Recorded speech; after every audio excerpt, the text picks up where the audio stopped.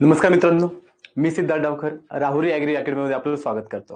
तर मित्रांनो, राहुरी ॲग्रीने आपल्यासाठी राज्यसेवा पूर्व परीक्षा 2026 साठी पूर्व परीक्षेची तयारी म्हणून ही बॅच लॉन्च केलेली आहे. सो या बॅचमध्ये आपल्याकडे सगळ्या विषयांची एकदम सखोल तयारी करून घेण्यात येत आहे, की या तयारीसाठी ही पूर्ण फॅकल्टी एक तज्ञ फॅकल्टी आहे, की जी प्रत्येक विषयावरती योग्य काम करून आपले मार्क्स बिल्डअप करण्यासाठी मदत करेल. मग लक्षात घ्या मित्रांनो, मी स्वतः विज्ञान हा विषय घेणार आहे, की ज्या विज्ञान विषयाचं महत्व आपल्या सगळ्यांना माहित आहे, की पूर्व परीक्षेसाठी विज्ञान विषय किती महत्वाचा आहे. मात्र लक्षात घ्या, सो पुढे जाण्यापूर्वी आपण थोडक्यात एकदा विज्ञान विषयाचं महत्व समजून घेऊयात. जर आपण विज्ञान विषयाचा विचार केला तर आयोगाच्या दृष्टीने विज्ञान विषयावरती जवळपास आपल्याला पूर्व परीक्षेसाठी 20 प्रश्न पाहायला मिळतात. मात्र लक्षात घ्या, जर आपण 20 प्रश्नांचा विचार केला तर सायन्समध्ये किंवा आपल्या विज्ञानमध्ये नंबर ऑफ डिपार्टमेंट आहेत किंवा नंबर ऑफ आपल्याला स्ट्रीम पाहायला मिळतात, की ज्यामध्ये सगळ्यात फर्स्ट आपल्याला पाहायचंय बायोलॉजी, की ज्याच्यावरती आयोग मोस्ट ऑफ प्रश्न विचारतो.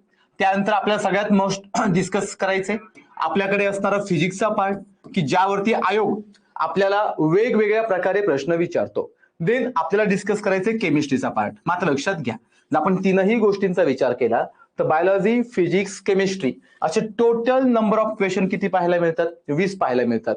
सो मित्रांनो, आता आपण जे काही सायन्स पाहणार आहोत, इथून पुढे जे काही आपलं नंबर ऑफ लेक्चर होतील सायन्सचे, ते सायन्सचे लेक्चर तुम्हाला राज्यसेवेची पूर्व परीक्षा, त्याचबरोबर कंबाईनची पूर्व परीक्षा, त्याचबरोबर कंबाईनची मुख्य परीक्षा, यासाठी जेवढं सायन्स लागतं ते सगळं सायन्स यामध्ये इन्क्लूड असणार आहे. त्याचबरोबर ज्या बाकीच्याही एक्झाम आहेत त्या सर्व एक्झामसाठी आपला हा पूर्ण पॅटर्न तुम्हाला युजफुल राहील. मात्र लक्षात घ्या, जर आपण बायोचा विचार केला तर बायोलॉजीमध्ये तुम्हाला पुन्हा 2 पार्ट पाहायला मिळतात, की ज्यामध्ये एक पार्ट पाहायला मिळतो आपल्याकडे असणारा झूलॉजीचा आणि दुसरा पार्ट आहे आपल्याकडे असणारा बॉटनीचा. मात्र लक्षात घ्या, एक्झॅक्टली आपल्याला या ठिकाणी जर प्रश्नांचं आपण डिस्ट्रीब्युशन पाहिलं तर आयोग काही प्रश्न झू वरती विचारतो, इव्हन आयोग काही प्रश्न बॉटनीवरती विचारतो, तर काही फिजिक्स आणि काही केमिस्ट्रीवरती पाहायला मिळतात. मात्र लक्षात घ्या, जर आपल्या पुढे ह्या 20 मार्क्सच्या टार्गेटचं आपण जर सायन्सच्या दृष्टीने विचार केला, आता 20 मार्क्स मिळवणे म्हणजे वेटेज फार मोठं आहे. लक्षात घ्या, 20 मार्क्स म्हणजे 20 प्रश्न, एका प्रश्नाचा विचार केला तर 2 मार्क्स आहेत, म्हणजे आपल्याला जवळपास 40 मार्क्सला या ठिकाणी एकटा विषय म्हणजे सायन्स पाहायला मिळतो. म्हणजे आपण सायन्सचा विचार केला, जर आपण ह्या सगळ्या विषयांचा विचार केला तर या सगळ्या विषयांमध्ये आपल्याला कुठे मोस्ट ऑफ फोकस करायचंय, तर फर्स्ट झूलॉजीवरती, देन बॉटनीवरती, देन फिजिक्स आणि केमिस्ट्री. या सगळ्यांमध्ये आपल्याला एकाच गोष्टीला समजून घ्यायचंय, ते म्हणजे कन्सेप्ट. लक्षात घ्या मित्रांनो, कन्सेप्ट ही पॉवर असते आणि जर तुम्हाला कन्सेप्ट समजली तर आयोगाने प्रश्न कसाही विचारू तुम्ही इझिली टॅकल करू शकता. सो आपल्याला फोकस मोस्ट ऑफ कशावरती करायचंय? कन्सेप्ट वरती. आता कन्सेप्ट वरती फोकस का करायचंय? कारण आयोग प्रश्न विचारताना जर तुम्ही पीवायक्यू काही पाहिले असतील तर तुमच्या एक गोष्ट लक्षात येईल, की आयोगाची प्रश्न विचारण्याची पद्धत किंवा आयोग ज्यावेळेस प्रश्न विचारतो त्यावेळेस आयोगाचे प्रश्न विचारण्याची पद्धत मोस्ट ऑफ आपल्याला डिफरंट फॉर्म मध्ये पाहायला मिळते. जर आपण आयोगाच्या पद्धतीने गेलो तर आपल्याला कन्सेप्ट महत्वाचीच आहे.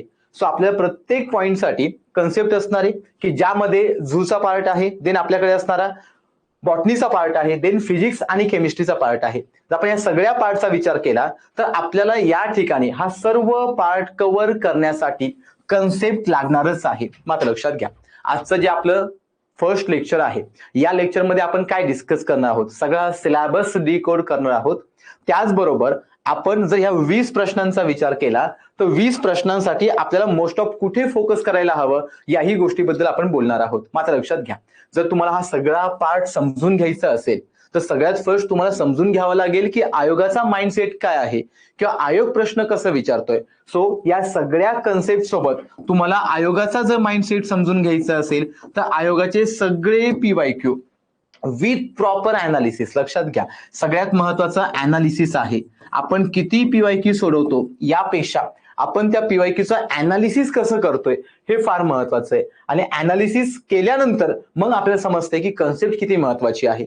त्याचबरोबर काही ठिकाणी सायन्समध्ये आपल्याला कम्प्लिटली फॅक्च्युअल डेटा पाहायला मिळतो किंवा आयोगाचे जे काही प्रश्न विचारण्याची पद्धत आहे त्याही प्रश्नांमध्ये आपल्याला काय पाहायला मिळतो? तर फॅक्च्युअल डेटा. माझं लक्षात घ्या, सो आपल्याला तीनही गोष्टींकडे फोकस करायचंय आणि या 3 गोष्टींकडे फोकस करून आपल्याला तीनही गोष्टींचा वापर करून चौथा पॉइंट म्हणजे ऍप्लिकेशन याही गोष्टीकडे फोकस करायचंय. आता लक्षात घ्या, ऍप्लिकेशन मी का म्हणतो? कारण आयोगाचे भरपूर असे काही प्रश्न असतात की ज्या प्रश्नांमध्ये आयोग ऍप्लिकेशन बेसवरती प्रश्न विचारतो. आता आयोग ऍप्लिकेशन बेसवरती प्रश्न विचारतो म्हणजे एक्झॅक्टली कसा, तर लक्षात घ्या. जर आपण कन्सेप्ट पाहिली, जर आपण फॅक्च्युअल डेटा पाहिला, तर आयोग ह्या दोघांचा वापर करून जिथे आपल्याला ऍप्लिकेशन महत्वाचं आहे याच्यावरतीही प्रश्न विचारतो. मात्र लक्षात घ्या, जर तुम्ही 20 प्रश्न पाहिले तर 20 पैकी काही प्रश्न कन्सेप्टच्या बेसवरती आहे, इव्हन काही क्वेश्चन फॅक्च्युअल डेटाच्या बेसवरती पाहायला मिळतात, काही क्वेश्चन ऍप्लिकेशनच्या बेसवरती पाहायला मिळतात. इव्हन मित्रांनो काही प्रश्न आपल्याला ऑब्झर्वेशन बेसिसवरती सुद्धा पाहायला मिळतात. आता लक्षात घ्या, ऑब्झर्वेशन बेसिसचा मी तुम्हाला एक एक्झाम्पल देतो, मग पुढे जाऊ. आयोगाने रिसेंटली 2024 मध्ये प्रश्न विचारला होता की जर आपण हॉस्पिटलमध्ये जात असेल तर हॉस्पिटलमध्ये जो मानवी कचऱ्यांचा जो वेस्ट आहे, तो मानवी कचरा आहे किंवा मानवी ऑर्गनचा जो वेस्ट आहे तो कोणत्या कलरच्या पिशवीमध्ये ठेवला जातो किंवा कोणत्या कलरच्या डस्टबिनमध्ये ठेवला जातो. मात्र लक्षात घ्या, आता हा पूर्ण प्रश्न आपण पाहिला तर हा प्रश्न तुम्हाला कन्सेप्ट फॅक्च्युअल या बेसवरती नाही पाहायला मिळत, तुम्हाला पाहायला मिळतं ऑब्झर्वेशन आणि ऍप्लिकेशन. मग लक्षात घ्या, ऍप्लिकेशन पेक्षा मोस्ट ऑफ ऑब्झर्वेशन पाहायला मिळतंय. का बरं? कारण आपण भरपूर वेळा हॉस्पिटलमध्ये जातो आणि जर आपण भरपूर वेळा हॉस्पिटलमध्ये जात असेल तर आपल्याला त्या ठिकाणी भरपूर वेळेस वेगवेगळ्या प्रकारचा कचरा पाहायला मिळतो. काही कचरा मानवी कचरा आहे, काही कचरा तिथे असताना मेडिसिनचा कचरा असेल किंवा तिथे असणारे जे ग्लासवेअर आहेत त्या ग्लासवेअरचा कचरा असेल किंवा जे काही हॉस्पिटलमध्ये डिफरंट टाईपचे साहित्य आहेत, इव्हन इंजेक्शन असेल किंवा निरेल असेल, मग यांचा जो कचरा असेल त्या प्रत्येक कचऱ्याला सेपरेट करण्यासाठी आपण वेगवेगळे कलर कोड वापरतो. जर आपण वेगवेगळे कलर कोड वापरत असेल तर याचा अर्थ हे आपलं काय झालं, ऑब्झर्वेशन. मात्र लक्षात घ्या, जर तुम्ही सगळ्या गोष्टींचा व्यवस्थित पाहिलं तर तुम्हाला आयोगाच्या प्रश्नांमध्ये कन्सेप्ट पाहायला भेटते, फॅक्च्युअल डेटा पाहायला मिळते, ऍप्लिकेशन पाहायला मिळते, ऑब्झर्वेशन पाहायला मिळते. हे सगळं डायव्हर्सिटी आपल्याला या 20 प्रश्नांमध्ये पाहायला मिळते. मात्र लक्षात घ्या, जर या 20 प्रश्नांना टॅकल करायचं असेल तर आता इथून पुढे आपण जेवढं काही सायन्स पाहणार आहोत त्या सायन्समध्ये तुम्हाला कन्सेप्ट महत्वाचीच राहणार आहे, की जी कन्सेप्ट टॅकल करण्यासाठी तुम्हाला झू, बॉटनी, फिजिक्स आणि केमिस्ट्री हा सगळा पार्ट प्रॉपरली कव्हर करावा लागेल. मात्र लक्षात घ्या, सो आता आपण कव्हर करताना कसं करणार आहोत, मग लक्षात घ्या, सगळ्यात फर्स्ट आपण घेणार आहे सिलेबस डिकोडिंग. आता सिलेबस डिकोडिंग फार महत्वाचं आहे. जर सायन्सचा विचार केला, science is the vast concept, science एक मोठी कन्सेप्ट आहे. जर मोठी कन्सेप्ट असेल तर एवढी सर्व कन्सेप्ट आपल्याला एक्झामसाठी करणं गरजेचं आहे का, तर अजिबात नाही. मग लक्षात घ्या, यासाठी आपल्याला जेवढी आयोगाची रेंज आहे किंवा जेवढी आयोगाची बाउंड्री आहे तेवढंच कव्हर करायचंय. आणि ही आयोगाची रेंज कशावरून समजते, तर PYQ वरून. मग लक्षात घ्या, सो आपल्याला सिलेबस डिकोड करताना सगळ्यात फर्स्ट आपण सिलेबस घेणार आहे झूचा, देन पाहणार आहे बॉटनी बद्दल, देन आपण जाणार आहे फिजिक्स कडे आणि मग सगळ्यात शेवटी आपण काय घेणार आहे, केमिस्ट्री. मग लक्षात घ्या, सो आताही सिलेबस डिकोड करताना आपण बायोलॉजी, फिजिक्स, केमिस्ट्री यांना प्रॉपर वेने डिकोड करणार आहोत, की ज्यामध्ये एक्झॅक्टली आपल्याला प्रत्येक चॅप्टर मध्ये किंवा प्रत्येक टॉपिक मध्ये काय काय पाहायचंय ते आपण इथे कव्हर करणार आहोत. तो लक्षात घ्या, जर तुम्हाला हे लिहिणं पॉसिबल झालं तर लिहून पण घ्या, कारण इथून पुढे आपण जे काही बोलणार आहोत ते सगळं आपल्याला सिलेबस डिकोडिंग बद्दल बोलायचंय. सो सगळ्यात फर्स्ट आपण जाऊयात बायोकडे. आता लक्षात घ्या, जर आपण बायोचा किंवा जीवशास्त्राचा विचार केला तर एक्झॅक्टली बायोलॉजी काय आहे, तर सिंपल आहे. तुम्ही लेक्चर ऐकताय, मी काहीतरी बोलतोय, इट इज अ बायोलॉजी, हीच बायोलॉजी आहे. जर आपण आपला स्टडी करत असेल किंवा आपण कोणत्याही लिव्हिंग ऑर्गॅनिझमचा स्टडी करत असेल तर आपण त्याला बायोलॉजी म्हणतो. मग लक्षात घ्या, जर आपण बायोचा विचार केला तर बायो म्हणजे लिव्हिंग ऑर्गॅनिझम, जो काही सजीव आहे त्या सजीवांना आपण लिव्हिंग म्हणतो. आणि जर यांचा आपण स्टडी करत असेल तर अशा स्टडीला आपण काय म्हणतो, लॉजी म्हणतो. मग सिंपल आहे, जर तुम्ही शब्दाचा मिनिंग समजून घेतला तर तुम्हाला एक्झॅक्टली कळेल की ह्या विषयामध्ये काय पाहायचंय किंवा इथे येणाऱ्या प्रत्येक टॉपिक मध्ये काय पाहायचंय. मात्र लक्षात घ्या, जर आपण प्रत्येक टॉपिकचा विचार केला तर सिंपल आहे, आता प्रत्येक टॉपिक मध्ये आपल्याला लिव्हिंग ऑर्गॅनिझमचा स्टडी करायचा आहे.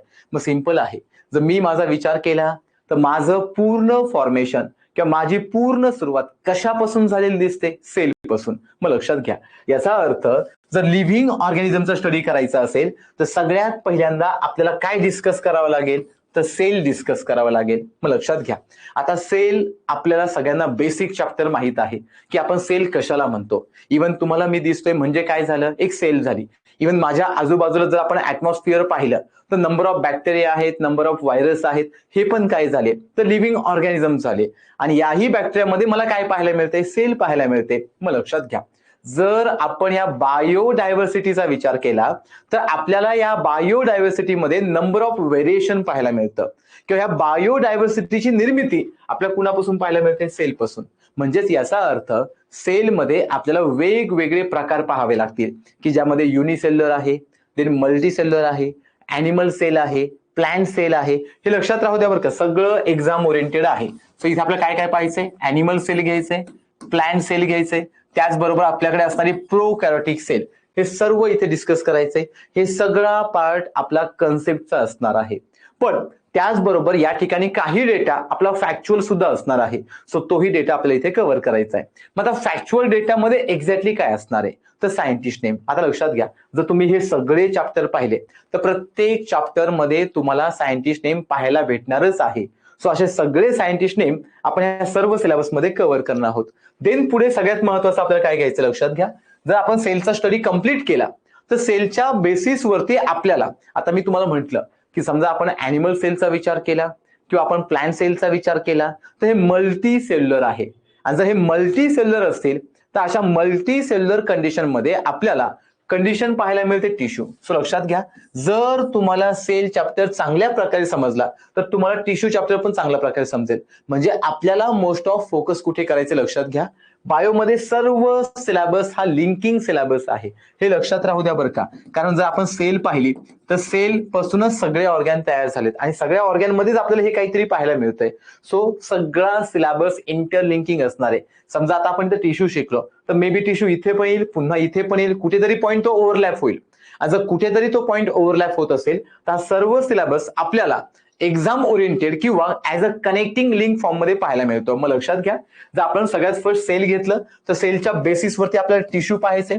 मग टिश्यू मध्ये दोन महत्वाचे टिश्यू पाहायचा आहे आपल्याला, एक म्हणजे ॲनिमल टिश्यू आणि दुसरा म्हणजे प्लांट टिश्यू, की ज्यामध्ये वनस्पतीमध्ये कोणकोणते टिश्यू आहेत किंवा आपल्याकडे असणाऱ्या ॲनिमल मध्ये कोणकोणते टिश्यू आहेत हे आपल्याला इथे पाहायचं आहे. मग लक्षात घ्या, त्या टिश्यू वरून तिथे असणारे ऑर्गॅन, इव्हन त्यांची लोकेशन आणि इव्हन त्यांचं फंक्शन समजून घ्यायचंय. सो हा सुद्धा आपला कशाचा पार्ट आहे? टोटल कन्सेप्टचा पार्ट आहे. मात्र लक्षात घ्या, आता आपल्याकडे सेल पण आले, आता आपल्याकडे टिश्यू पण आले, इव्हन आपण सेलचाही स्टडी केला, इव्हन आपण टिश्यूंचाही स्टडी केला. आता पुढे काय? तर लक्षात घ्या, टिश्यूंचं कन्व्हर्जन पुढे आपल्याला ऑर्गॅन मध्ये पाहायला मिळतं. जर टिश्यूंचं कन्व्हर्जन पुढे आपल्याला ऑर्गॅन मध्ये पाहायला मिळत असेल तर ऑर्गॅन पासून ऑर्गॅन सिस्टीम तयार होते. मात्र लक्षात घ्या, जर ऑर्गॅन पासून ऑर्गॅन सिस्टीम तयार होत असेल तुम्ही याला कोणत्या वेने घ्या लक्षात घ्या. ज्यावेळेस आपण कनेक्टिंग लिंक पाहतो सो सिंपल आहे, सगळ्यात फर्स्ट आपण कोणता चॅप्टर घेणार आहोत? तर सेल चॅप्टर घेणार आहोत. ज्यावेळेस तुम्हाला सेल चांगल्या प्रकारे समजेल त्यावेळेस तुम्हाला कळेल की सेलचंच फॉर्मेशन पुढे जाऊन कशामध्ये होतं? टिश्यू मध्ये होतं. म्हणजे आपला 2 नंबरचा चॅप्टर कोणता असणार आहे? तर टिश्यू असणार आहे, की जो पूर्ण यावरती डिपेंड आहे. नंतर आपल्याला समजतं की टिश्यू पासून तयार होतो ऑर्गॅन. लक्षात घ्या, टिश्यू पासून पुढे जाऊन काय तयार होतो? ऑर्गॅन.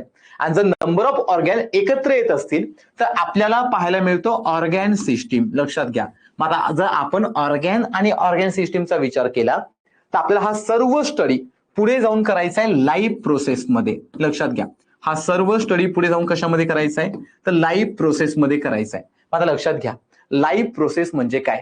तर आपल्याकडे असणाऱ्या जीवन प्रक्रिया. मग तुम्हाला समजलं असेल की यांचं लिंकिंग यांच्याशी आहे, यांचं लिंकिंग यांच्याशी आहे, देन यांचं लिंकिंग यांच्याशी आहे आणि हा सगळा स्टडी म्हणजे हे आहे. मग लक्षात घ्या, सो सगळे चॅप्टर काय झाले? इंटरलिंकिंग. आणि जर सर्व चॅप्टर इंटरलिंकिंग फॉर्म मध्ये असतील तर आता लाईव्ह प्रोसेसमध्ये आपल्याला काय पाहायचंय? तर सिंपल आहे.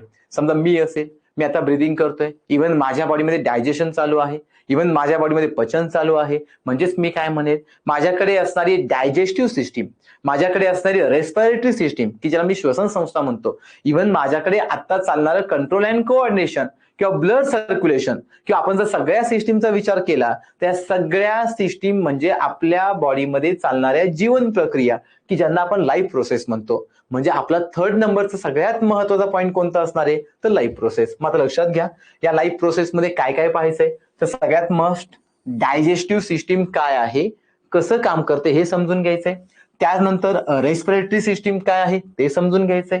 त्यानंतर आपल्याला एक्सक्रिएटरी सिस्टीम काय आहे हा पार्ट समजून घ्यायचा आहे. मग लक्षात घ्या, डायजेस्टिव्ह सिस्टीम म्हणजेच पचन संस्था, रेस्पिरेटरी सिस्टीम म्हणजेच श्वसन संस्था, एक्सक्रेटरी सिस्टीम म्हणजे उत्सर्जन संस्था. मग या सगळ्या संस्था एक्झॅक्टली कसं काम करत आहेत हे आपल्याला इथे समजून घ्यायचंय. किंवा इथे कोणकोणते ऑर्गॅन इन्व्हॉल्व आहेत, इव्हन त्या ऑर्गॅनचं काम काय आहे, इव्हन त्या ऑर्गॅनचं फंक्शन काय आहे किंवा फंक्शन करण्यासाठी त्यांची लोकेशन कुठे आहे, हे सगळं आपल्याला या ठिकाणी समजून घ्यायचंय. देन सगळ्यात पुढे महत्वाचं कंट्रोल अँड कोऑर्डिनेशन. आता कंट्रोल अँड कोऑर्डिनेशन काय आहे, हे पण एक जीवन प्रक्रियेचा भाग आहे, म्हणजे लाईफ प्रोसेसचा एक भाग आहे, की ज्यामध्ये सिंपल आहे. जर आता मी माझा विचार केला, मी तुमच्याशी काहीतरी बोलतोय, जर मी तुमच्याशी काहीतरी बोलत असेल याचा अर्थ माझा मेंदू मला काहीतरी सांगतोय आणि मी ते बोलतोय, म्हणजे याचा अर्थ माझ्या बॉडीवरती कंट्रोल आहे. त्याचबरोबर मी आता श्वसन करतोय, मी आता पचन करतोय, इव्हन माझ्या बॉडीमध्ये किडनीचं फिल्ट्रेशन काम चालू आहे, रक्ताभिसरण चालू आहे, हे सगळ्या क्रिया प्रॉपर वेने काम करतात. यालाच म्हणतात कोऑर्डिनेशन. मग लक्षात घ्या, यालाच मराठीमध्ये म्हणतात मानवातील समन्वय. जर आपल्या बॉडीमध्ये सगळ्या ऍक्टिव्हिटी प्रॉपर वेने होत असेल किंवा प्रॉपर समन्वयाने होत असतील, तर अशा समन्वयाचा स्टडी आपण कशामध्ये करणार आहोत, तर कंट्रोल अँड कोऑर्डिनेशन मध्ये. मग लक्षात घ्या, स्वतः आतापर्यंत तुम्हाला समजलं की हे सगळे चॅप्टर कसे आहेत, तर एकमेकांवरती डिपेंडंट. आता सगळ्यात महत्वाची लाईफ प्रोसेस म्हणजे काय, ती म्हणजे रिप्रोडक्शन. मग एक्झॅक्टली आपल्याला या चॅप्टर मध्ये काय पाहिजे लक्षात घ्या, की रिप्रोडक्शन म्हणजे प्रजनन म्हणजे काय आहे. त्याचबरोबर आपल्याकडे असणारे जे काही रिप्रोडक्शन आहे त्यामध्ये अॅनिमल रिप्रोडक्शन असेल, इव्हन प्लांटचं रिप्रोडक्शन असेल, किंवा रिप्रोडक्शन मध्ये टाइप्स आहेत, सेक्स्युअल रिप्रोडक्शन असेल, इव्हन असेक्स्युअल रिप्रोडक्शन असेल, या सगळ्या गोष्टी आपल्याला या ठिकाणी पाहायचंय. आता ही झाली कन्सेप्ट, पण आपल्याला इथे काही फॅक्च्युअल डेटा पण पाहायचा आहे. आता फॅक्च्युअल डेटा म्हणजे काय, तर एक्झाम्पल. मग लक्षात घ्या, जर आपण डिफरंट मेथडचा विचार केला, एक्झाम्पल असेक्स्युअल रिप्रोडक्शनचा विचार केला, मग त्याच्यामध्ये कोणकोणत्या मेथड्स आहेत, इव्हन त्या मेथडचे एक्झाम्पल काय आहेत, या सगळ्या गोष्टी आपल्या या ठिकाणी डिस्कस करायच्या आहेत. मग लक्षात घ्या, सो आतापर्यंत तुम्हाला समजलं की सगळे चॅप्टर इंटरलिंकिंग आहे. जर सर्व चॅप्टर तुम्हाला प्रॉपर वेने समजून घ्यायचे असेल तर सगळे चॅप्टर तुम्हाला महत्वाचे राहणार आहेत. त्याच पुढे पहा नर्वस सिस्टीम. आता नर्वस सिस्टीम काय आहे ते आपल्या या ठिकाणी पाहायचंय. आता लक्षात घ्या, जर आपण नर्वस सिस्टीमचा विचार केला तर नर्वस सिस्टीम म्हणजे आपल्या बॉडीमध्ये आपण जो वरती पार्ट पाहिला कोणता, control and coordination. So control and कोऑर्डिनेशनचा काही भाग आपल्याला कशामध्ये पाहायचा आहे, तर नर्वस सिस्टीम मध्ये पाहायचा आहे, की ज्यामध्ये नर्व सेल काय आहे, कशा प्रकारे ते बॉडीमध्ये काम करतात, इव्हन कशा प्रकारे ते बॉडीमध्ये आपले एक नेटवर्क बनवतात. हा सगळा पोर्शन म्हणजे आपला काय असणार आहे, तर आपल्याकडे असणारा नर्वस सिस्टीमचा पार्ट असणार आहे. सो तो पण एक लाईफ प्रोसेसचा पार्ट झाला. देन पुढे या, पुढे पाहायचंय सेल डिव्हिजन.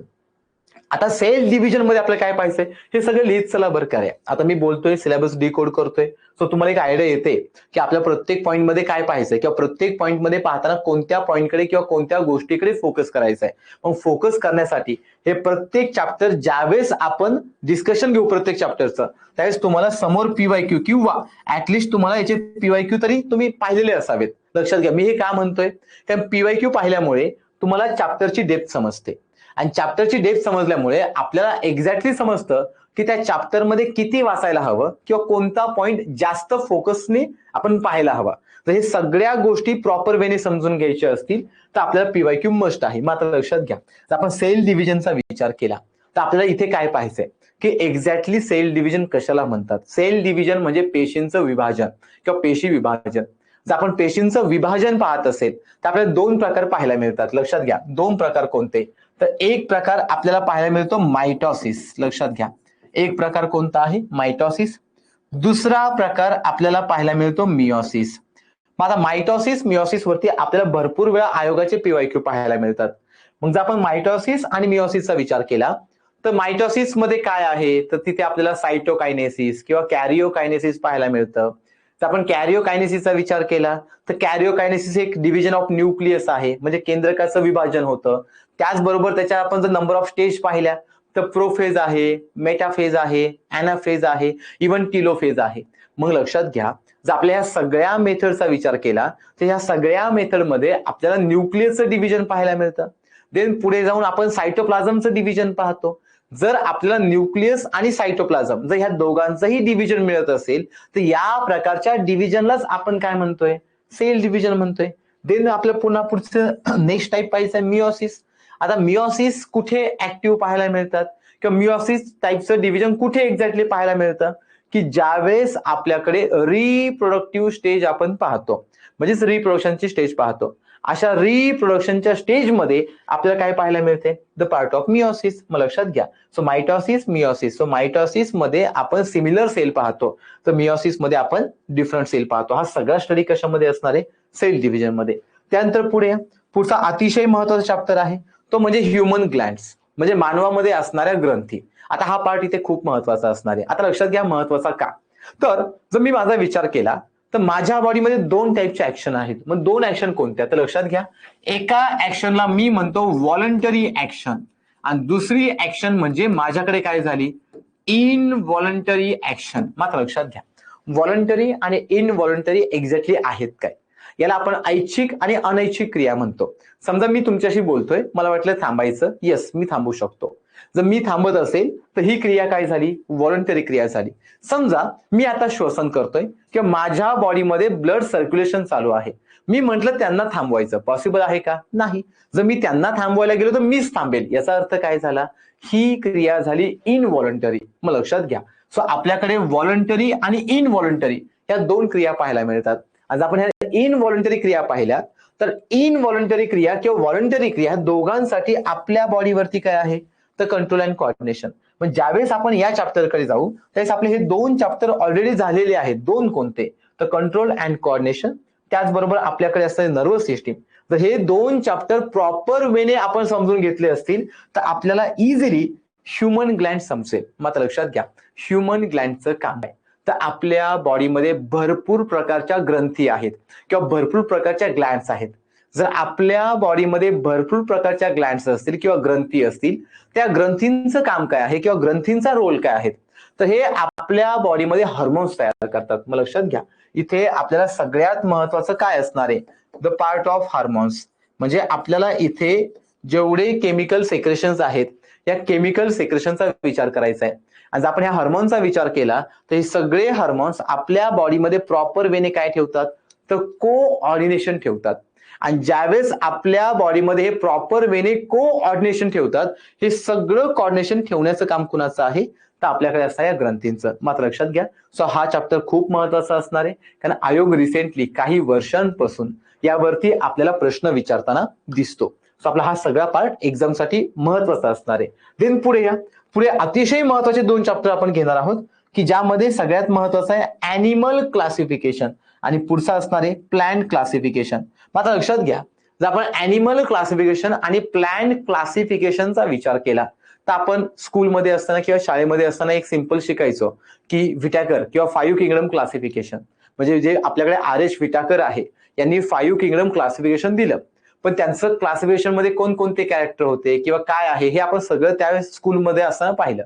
पण लक्षात घ्या, इव्हन स्कूलमध्ये असताना त्याच बेसिसवरती आपण प्राण्यांचं वर्गीकरण किंवा आपल्याकडे असणाऱ्या प्लॅन्टचं क्लासिफिकेशन हे सगळं पाहिलेलं आहे. सो हे 2ही चॅप्टर एक्झामसाठी फार महत्वाचे असणार आहे. का बरं? तर लक्षात घ्या, आयोग सगळ्यात जास्त प्रश्न विचारतोय. इव्हन जर तुम्ही PYQ पाहिले तर आतापर्यंत सगळ्यात जास्त सायन्समध्ये जे काही प्रश्न आले असतील त्या 2 चॅप्टरवरती आलेत. जवळपास तुम्हाला ॲनिमल क्लासिफिकेशन मध्ये 70+ प्रश्न पाहायला मिळतात आणि प्लांट मध्ये 60+ प्रश्न पाहायला मिळतात. जर तुम्ही बाकीचा सगळा सायन्स पाहिला, बायो, फिजिक्स, केमिस्ट्री, तर सगळ्यात जास्त आलेल्या प्रश्नांची संख्या इथे आहे. म्हणजे याच्यावरून कळतंय की प्रत्येक वर्षी प्रश्न आहेत. लक्षात घ्या, जर तुम्ही पाहिलं तर आपला ऑब्जेक्टिव्ह पॅटर्न समजा आपण राज्यसेवेचा विचार केला तर 13 पासून आहे. जर 13 पासून आतापर्यंत आपण पाहिलं तर प्रत्येक वर्षी प्रश्न येतोय, म्हणजे 60 प्रश्न म्हणजे फार प्रश्न झाले. लक्षात घ्या. मग लक्षात घ्या, जर प्रत्येक वर्षी प्रश्न येत असेल तर काही मध्ये 2 प्रश्न येतात, इव्हन काही वर्षी 1 प्रश्न येतो. जरी आपण कंबाईनची तयारी करत असेल तर कंबाईन मध्ये सुद्धा प्रश्न येतात. यावरून समजतंय चॅप्टर किती महत्वाचा आहे. तुम्ही हा चॅप्टर तुम्हाला फिक्स 2 मार्क्स देणार आहे.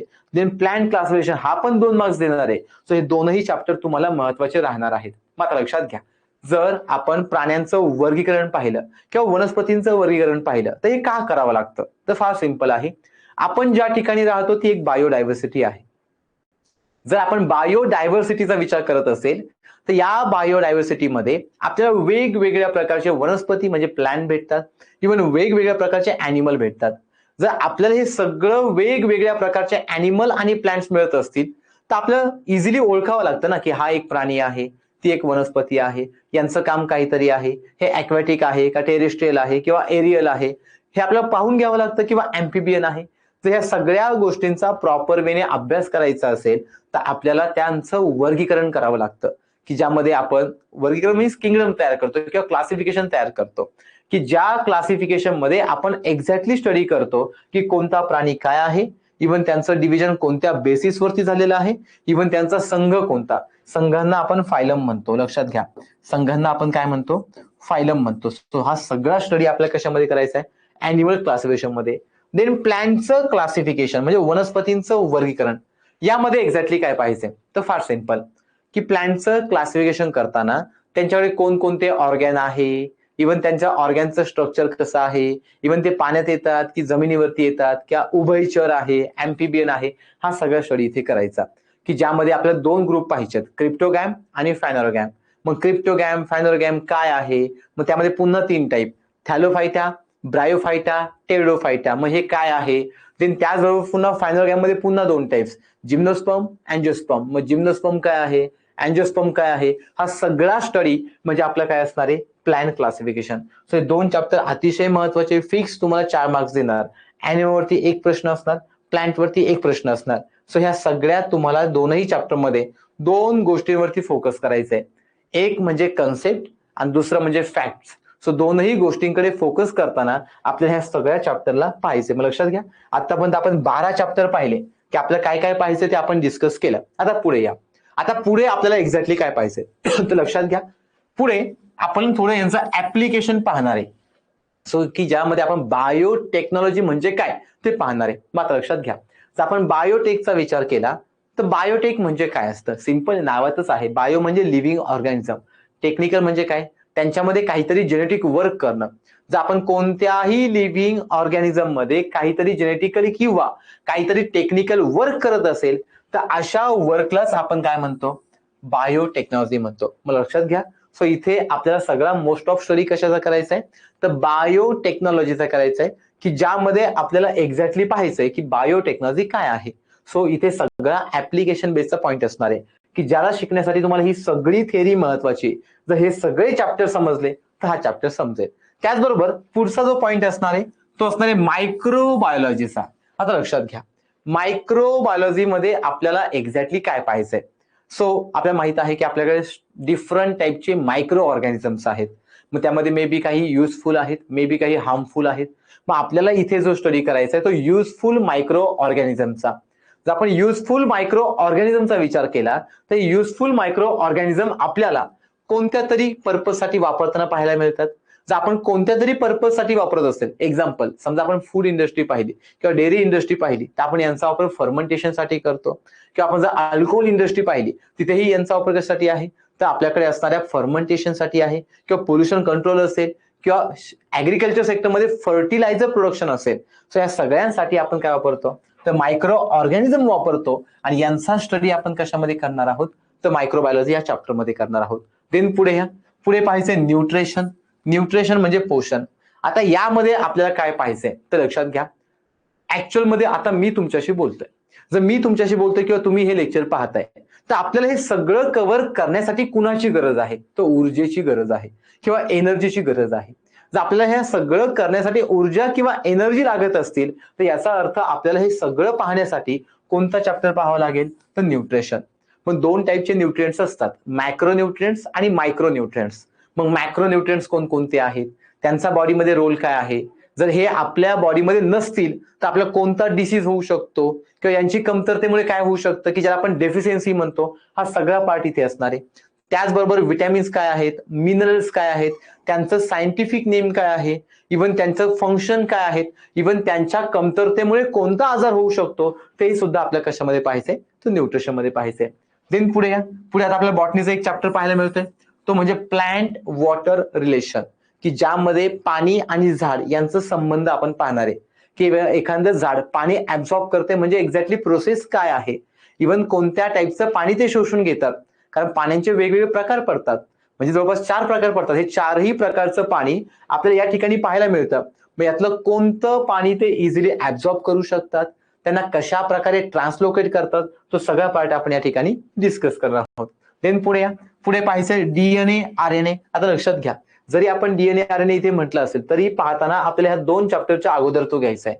आता 2 चॅप्टरच्या अगोदर काय घ्यायचं आहे, कारण डीएनए आरएनए समजला तर हे दोनही चॅप्टर चांगल्या प्रकारे समजतात. कारण डीएनए आरएनए मध्येच आपण टेक्निकल वर्क करतो आणि त्या टेक्निकल वर्कलाच आपण बायोटेक्नॉलॉजी म्हणतो. सो आपण हा चॅप्टर इथे पाहणार आहे की ज्यामध्ये डीएनए काय आहे, आरएनए काय आहे, त्यांचं पूर्ण स्ट्रक्चर समजून घेणार आहे, त्यामध्ये असणारे सायंटिस्टची इन्फॉर्मेशन समजून घेणार आहे. सो सगळा पार्ट या ठिकाणी आपण पाहूयात. देन आता अतिशय महत्वाचे हे 2 चॅप्टर, जसं मी तुम्हाला म्हटलं की हे 2 चॅप्टर महत्वाचे होते, तसेच हे 2 चॅप्टर सुद्धा तुम्हाला अतिशय महत्वाचे की जे प्रत्येक वर्षी तुम्हाला 1 किंवा 2 प्रश्न देऊन जातात. सो लक्षात घ्या, त्यामध्ये ह्युमन डिसीज आणि प्लांट डिसीज. मग मानवी रोग कोणते, मग आता रोगांमध्ये काही रोग बॅक्टेरियल आहेत, काही रोग व्हायरल आहेत, काही रोग फंगल आहेत. मग जर आपण सगळ्या आजारांचा विचार केला तर जीवाणू, विषाणू आणि बुरशी यांच्यापासून होणारे आजार, त्यांना वापरणारे मेडिसिन, इव्हन त्यांना वापरणारे वॅक्सिन, हे सगळं आपल्याला ह्या 2 चॅप्टर मध्ये पाहायचंय की ज्यामध्ये अॅनिमल डिसीज आणि प्लांट डिसीज या दोनही गोष्टीबद्दल आपण बोलणार आहोत. देन पुढे आहे रेस्पायरेशन. आता इथे आपण रेस्पिरेटरी सिस्टीम पाहिली होती, हे रेस्पायरेशन घेणार आहोत की ज्यामध्ये एरोबिक रेस्पिरेशन काय आहे, इव्हन एरोबिक रेस्पिरेशन काय आहे, या सगळ्या गोष्टींना आपण पाहणार आहोत. त्याचबरोबर एरोबिक रेस्पिरेशन मध्ये 3 सायकल होतात, लक्षात घ्या. इव्हन सायकलचे नावं पण लिहून घ्या, एक्झामसाठी फार महत्वाचे असणार आहे की ज्यामध्ये आपल्याला काय काय पाहायला मिळेल. लक्षात घ्या, आपल्याकडे होणारी ग्लायकोलिसिस सायकल काय आहे, आपल्याकडे असणारी क्रेब्स सायकल काय आहे, इव्हन आपल्याकडे असणारे इलेक्ट्रॉन ट्रान्सफर चेन किंवा इलेक्ट्रॉन ट्रान्सफर सिस्टीम काय आहे हे आपल्याला इथे समजून घ्यावं लागेल. त्याचबरोबर जर आपण एरोबिक रेस्पिरेशन कडे गेलो तर 2 सायकल पुन्हा, ग्लायकोलिसिस आणि फर्मेंटेशन. सो एरोबिक रेस्पिरेशन तुम्हाला इथे मोस्ट ऑफ पाहायला भेटेल. लक्षात घ्या, म्हणजे सगळा पॉइंट पुन्हा काय झाला, लिंकिंग. लक्षात घ्या, मी तुम्हाला सुरुवातीलाच सांगितलं होतं की आपला सर्व सिलेबस कोणत्या फॉर्म मध्ये पाहायला मिळतो, लिंकिंग फॉर्म मध्ये. आणि त्याच बेसिसवरती आपल्याला इथेही हा सिलेबस काय पाहायला भेटेल, तर लिंकिंग फॉर्म मध्ये पाहायला भेटेल. देन पुढे या, पुढे आपल्याला काय पाहायचंय, फोटोसिंथेसिस म्हणजे प्रकाश संश्लेषण. जसं आपण पाहिलं की आपल्याकडे लाईव्ह प्रोसेस होत्या, हे आपण लाईव्ह प्रोसेस पाहिल्या, हे आपल्या अॅनिमल बॉडी मधले आहेत किंवा ह्युमन बॉडी मधले आहेत. पण जर आपण प्लांटचा विचार केला तर प्लांट मध्ये आपल्याला त्यांच्या प्रोसेसमध्ये काय पाहायला मिळतं, तर फोटोसिंथेसिस. म्हणजे त्यांची जी लाईव्ह प्रोसेस आहे की ज्यामध्ये सगळ्यात महत्वाचं फोटोसिंथेसिस आहे. मग त्यामध्ये आपल्याला काय पाहायचंय, केल्विन सायकल पाहायचंय, लाईट रिएक्शन पाहायचंय, किंवा झाडं त्यांचं अन्न कसं बनवतात ते पाहायचंय, किंवा ते ऍक्च्युअल मध्ये कोणत्या भागामध्ये ही सगळी प्रक्रिया घडवून आणतात हे आपल्या या ठिकाणी पाहायचं आहे. देन पुढे या, पुढे आपल्याला काय घ्यायचंय पहा, ह्युमन स्केलेटन सिस्टीम. म्हणजेच आपल्याकडे असणारी अस्थिसंस्था किंवा बोन, किंवा बोनची नावं काय आहेत. सो यामध्ये आपल्याला मोस्ट ऑफ जो काही डेटा पाहायचा आहे तो सर्व डेटा कसा असणार आहे, फॅक्च्युअल असणार आहे. म्हणजे कन्सेप्ट फार कमी पाहायला भेटते. आपल्याला लक्षात ठेवायचंय की कोणता बोन कुठे आहे, त्या बोनचं नाव काय आहे, इव्हन त्याचं काम काय आहे किंवा त्याचं फंक्शन काय आहे, त्या गोष्टी आपल्या या ठिकाणी समजून घ्यायच्या. देन पुढे या, पुढे आता आपल्याला पाहायचंय रिप्रोडक्शन इन फ्लावरिंग प्लांट्स. मात्र लक्षात घ्या, आता आपण जे पॉइंट्स पाहतो हे पॉइंट सगळे आपल्या बॉटनीच्या रिगार्डिंग पाहायला मिळतात. आता आपण इथे रिप्रोडक्शन पाहिलं होतं वरती, तर आपण इथे असणारा रिप्रोडक्शनचा विचार केला चॅप्टर नंबर 7चा, तर आपल्याला एक समजलं की रिप्रोडक्शन मध्ये सेक्सुअल आणि असेक्सुअल रिप्रोडक्शन असतं. म्हणजे हा पार्ट समजण्यासाठी तुम्हाला जर हा पार्ट समजला असेल तर तुमचं हा पार्ट समजणं फार सोपं होऊन जातं, की ज्यामध्ये आपल्याला समजतं की अँड्रोशियम काय आहे, गायनोशियम काय आहे, किंवा फिमेल फ्लावर कोणता आहे, मेल फ्लावर कोणता आहे, तिथे पॉलिनेशन होतं म्हणजे काय होतं, इव्हन त्यांचं सीड डेव्हलपमेंट होईल, इव्हन त्यांच्यामध्ये डबल फर्टिलायझेशन होईल, हे सगळं आपल्याला कुठे पाहायला मिळतं, तर ह्या रिप्रोडक्शन इन फ्लावरिंग प्लांट. किंवा आपण इथे पाहिलं होतं प्लांट क्लासिफिकेशन, की ज्यामध्ये आपण क्रिप्टोगॅम, फॅनोगॅम असे प्रकार बनवले होते. किंवा जर आपण फॅनोगॅमचा विचार केला तर अँजिओस्पर्म, जिम्नोस्पर्म हे पाहिलं. सो अँजिओस्पर्म, जिम्नोस्पर्म पाहताना तुम्हाला हे मदत करतील. मग लक्षात घ्या, सो या चॅप्टरचा संबंध तुम्ही इथेही पाहू शकता की ज्यामध्ये तुम्हाला कळेल की प्लांटकडे असणारं फ्लावर हे त्यांचं जेंडर पार्ट आहे, त्यांचं सेक्स्युअल ऑर्गॅनिझम आहे. आणि त्यांच्यामध्ये असणारा हा सेक्स्युअल पार्टचा विचार केला तर तो एक्झॅक्टली आपल्याला फ्लावर डेव्हलपमेंटसाठी काय करतो, हेल्प करतो. देन पुढे काय पाहायचं आपल्या लक्षात घ्या, कोऑर्डिनेशन इन प्लांट्स.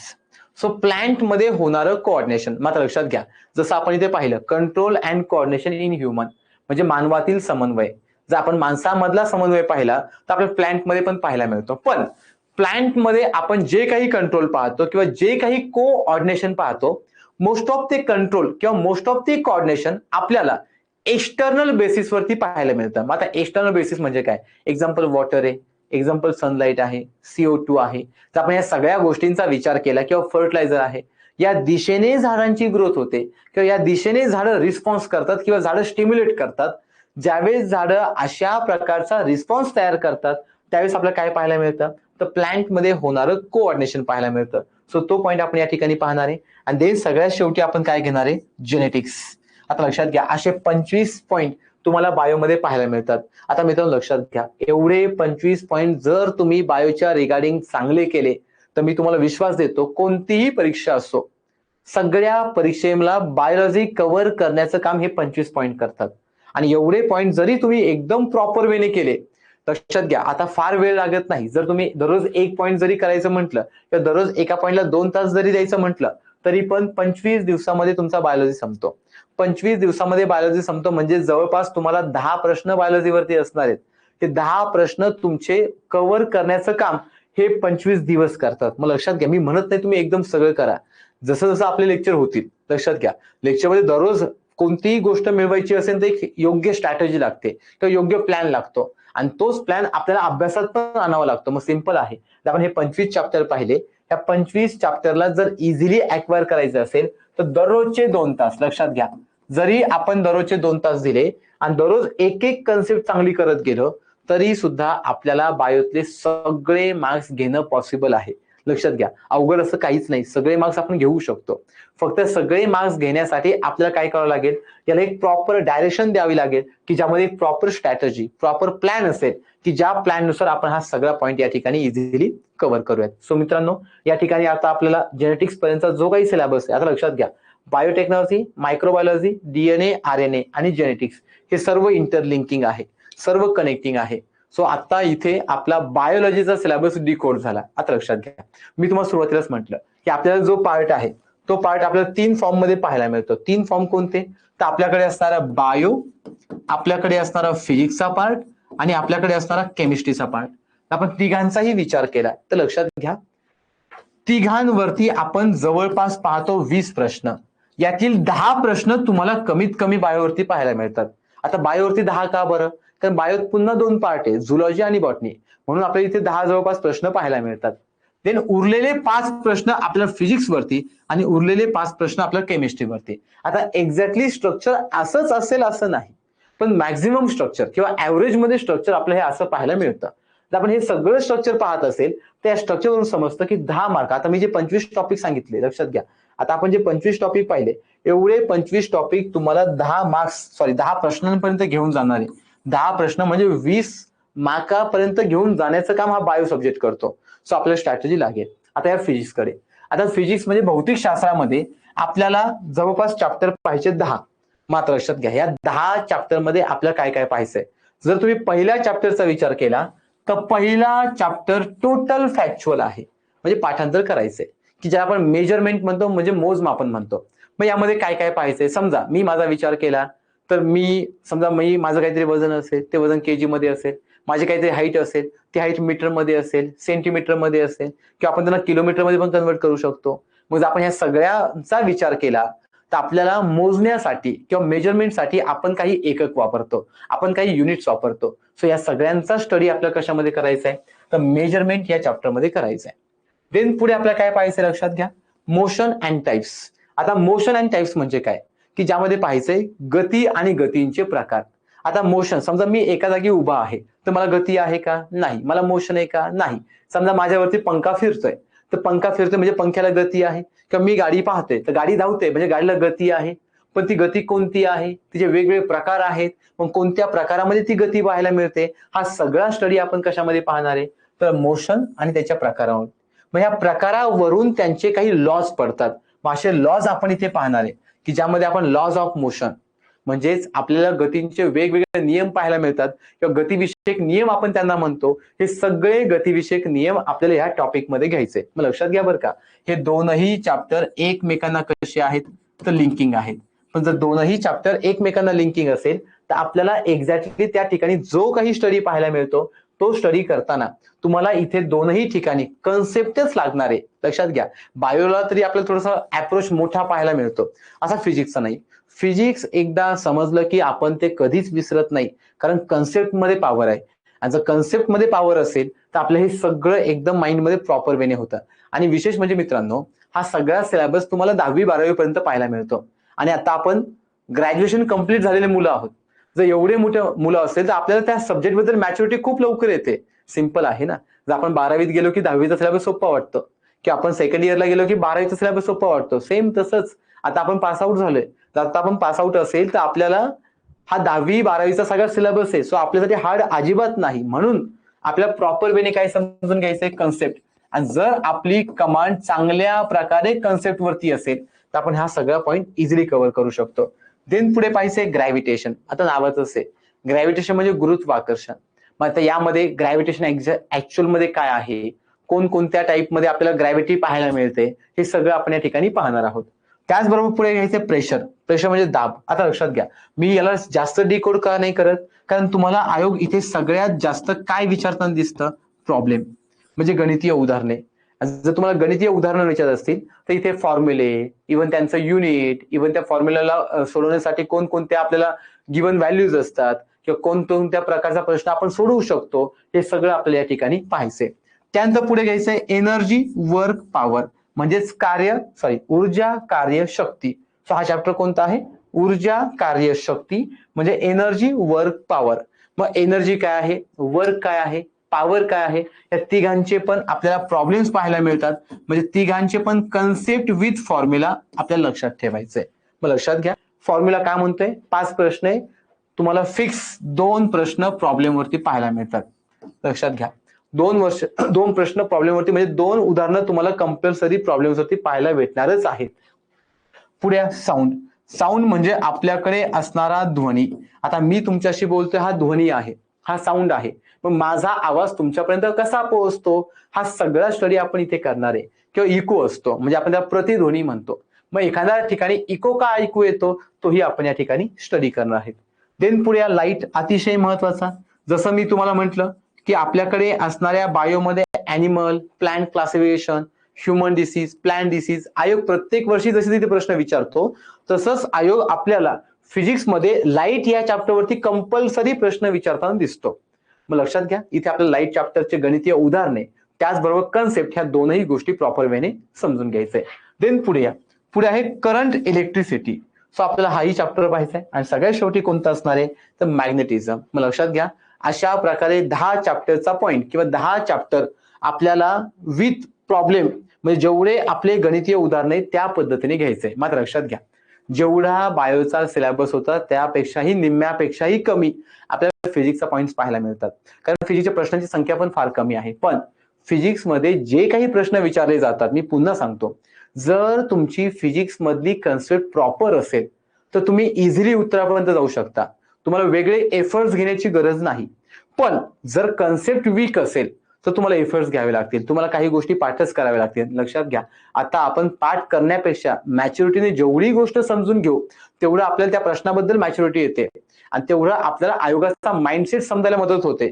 त्यामुळे आपण हे सगळे कन्सेप्च्युअल डेटाने जाणार आहोत की ज्या कन्सेप्टमध्ये प्रत्येक पॉईंट आपण विथ डिटेल घेणार आहोत, की ज्यामध्ये फॉर्म्युले, प्रॉब्लेम्स, देन कोणता पॉईंट कुठे लिंक होतोय, कोणता प्रिन्सिपल आहे, कोणता लॉ आहे, या सगळ्या गोष्टी आपण या ठिकाणी समजून घेणार आहोत. देन पुढे पाहायचं आपला केमिस्ट्री सिलेबस. मात्र लक्षात घ्या, जर आपण रसायनशास्त्रामध्ये केमिस्ट्रीचा विचार केला तर मॅक्झिमम 5 ते 6 प्रश्न आपल्याला इथेही पाहायला मिळतात. इथे सुद्धा तुम्हाला 1 गणितीय किंवा 2 गणितीय उदाहरणं पाहायला मिळतील की ज्यामध्ये मोलर मास, स्पेसिफिक ग्रॅव्हिटी किंवा आपल्याला स्पेसिफिक जे काही सोल्युशन आहे किंवा सॉल्व्हंट आहे किंवा आपल्याला आवर्त सारणी काय आहे म्हणजे पिरियडिक टेबल काय आहे याच्यावरती इथे काही फॅक्च्युअल डेटा पाहायला मिळतो. सो ही आपल्याला तो इथे कव्हर करायचा आहे. मग लक्षात घ्या, जसं आपण बायोलॉजीमध्ये पाहताना आपल्याला सगळ्यात महत्वाचा चॅप्टर सेल होता किंवा सगळ्यात महत्वाचा चॅप्टर पेशी होता, तसंच केमिस्ट्रीमध्ये आपल्याला सगळ्यात महत्वाचा चॅप्टर कोणता डिस्कस करायचा आहे, ऍटम अँड इट्स स्ट्रक्चर म्हणजे अणु काय आहे आणि अणूंची रचना काय आहे ते इथे पाहायचंय. मग लक्षात घ्या, सगळ्यात महत्वाचं आहे, जसं आपण पाहिलं की बायोलॉजीमध्ये सुरुवात होताना प्रत्येक लिव्हिंग ऑर्गॅनिझमची सुरुवात पेशींपासून होते, तसंच या ठिकाणी जर आपण प्रत्येक केमिकल ऍटमचा विचार केला तर केमिकल ऍटमची सुरुवात आपल्याला इथून पाहायला मिळते. सो हा चॅप्टर आपल्याला एकदम बेसिक असणार आहे. हा चॅप्टर समजला की तुम्हाला सगळी केमिस्ट्री समजते. बाकी केमिस्ट्रीमध्ये काहीच राहत नाही, पण कोर पार्ट हा आहे. सो तुम्हाला समजून घ्यावं लागेल. आणि भरपूर वेळा आयोगाने याच्यावरती प्रश्न सुद्धा विचारलेले आहेत. देन पुढे काय पाहायचं आपल्याला? Chemical bonding. केमिकल बॉन्डिंगलाच मराठीमध्ये रासायनिक बंध म्हणतात. मग सिंपल आहे ना. आपण कधी कधी फॉर्म्युला पाहतो पहा, NaCl. समजा आता मी NaCl म्हटलं तर याचा अर्थ Na आणि Cl वेगवेगळं आहे, बरोबर. मग ह्या दोघांमध्ये बॉन्ड असणार, बरोबर. जर ह्या दोघांमध्ये बॉन्ड असणार तर हा स्टडी कुठे करायचा? तर स्टडी करायचा केमिकल बॉन्डिंग मध्ये. लक्षात घ्या. सो आपल्याला रासायनिक बंधामध्ये पाहायचं आहे की जे वेगवेगळे केमिकल्स आहेत त्या केमिकलमध्ये एक्झॅक्टली बॉन्ड कोणकोणते आहेत ते आपण या ठिकाणी पाहणार आहोत. देन पुढे काय घ्यायचं आपल्याला? Concept of matter. आता लक्षात घ्या, जर आपण कन्सेप्ट ऑफ मॅटर पाहिलं तर मॅटर म्हणजे काय? तर आपल्याकडे असं द्रव्य. मग लक्षात घ्या, समजा माझ्या आजूबाजूला समजा फॅन आहे, इकडे पुढे टीव्ही आहे, किंवा पुढे कॉम्प्युटर आहे, किंवा इकडे चेअर आहे. जर मी या सगळ्यांचा विचार केला ते मॅटर आहेत. फक्त ही मॅटर सॉलिड फॉर्म मध्ये. समजा मी इथे उभा आहे तर माझ्या आजूबाजूला हवा आहे, हवा पण एक मॅटर आहे. मग याचा अर्थ काय? तर matter are divide into the different classes. So काही क्लास गॅसेसचे आहेत, काही क्लास सॉलिडचे आहेत, काही क्लास लिक्विडचे आहेत. आता आपण या सगळ्यांचा विचार केला तर यांना मॅटर म्हणतात. आणि हा सगळा स्टडी आपण कशामध्ये करणार आहोत? तर क्लासिफिकेशन ऑफ मॅटर. देन पुढे काय पाहिजे आपल्याला? Chemical classification of matter. Actually दोन टाईप पडतात, फिजिकल आणि केमिकल. सो त्यातला आपल्याला पुढे जाऊन कोणता चॅप्टर सेपरेट पाहायचा आहे? हाच चॅप्टर आपल्याला इथे पाहायचा आहे. फक्त की ज्याच्यामध्ये काय घ्यायचं आपल्याला? केमिकल क्लासिफिकेशन, म्हणजे रासायनिक वर्गीकरणाच्या आधारे आपण काय करणार आहोत? तर मॅटरला क्लासिफाय करणार आहोत. पुढे पिरियॉडिक टेबल. अतिशय महत्वाचा काय म्हणतोय मी? तुम्ही पहिल्या दिवसापासून जरी पिरियॉडिक टेबल वाचायला चालू केलं तरी चालेल. आता काय करायचंय? तुम्हाला ऍटॉमिक नंबर समजतो, ऍटॉमिक मास नंबर समजतो, इलेक्ट्रॉनिक कॉन्फिगरेशन समजतं, इव्हन इलेक्ट्रॉन व्हॅलन्सी समजते, इव्हन ऑक्टेट कंडिशन समजते. जरी समजत नसेल तर ह्या सगळ्या आपल्या गोष्टी शिकायच्या आहेत. आणि हे शिकून घेण्यासाठी तुम्हाला पिरियॉडिक टेबल येणं गरजेचंच आहे. सो पिरियॉडिक टेबल आपल्याला लक्षात ठेवावं लागेल. हा तुम्ही आत्तापासून दररोज एक एक नाव जरी वाचलं, एक एक अणुअंक किंवा एक एक अणुवस्तुमानांक जरी वाचलं तरी चालेल. कारण आपला सिलेबस होईपर्यंत तुमचा सगळा पिरियॉडिक टेबल लक्षात राहील. आयोग डायरेक्टली प्रश्न विचारतो बरं का रे. फॅक्च्युअल पॉईंट आहे, सो लक्षात राहू द्या. पुढे घ्यायचं आपल्याला क्लासिफिकेशन ऑफ एलिमेंट्स. आता एलिमेंट्स म्हणजे मूलद्रव्य.